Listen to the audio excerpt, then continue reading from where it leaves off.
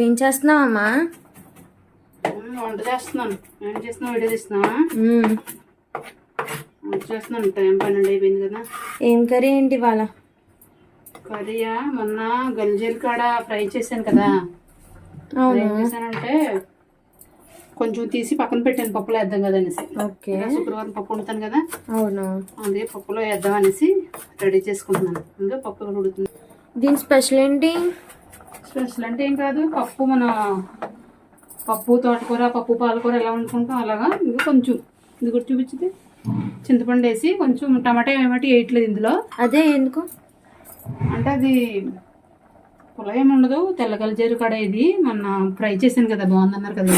అవును, అదే కొంచెం వేస్తే కొంచెం పులుపు ఎత్తే బాగుంటుంది కదా అనేసి టమాటా లేకుండా చింతపండు వేస్తుంది అనమాట. ఓకే.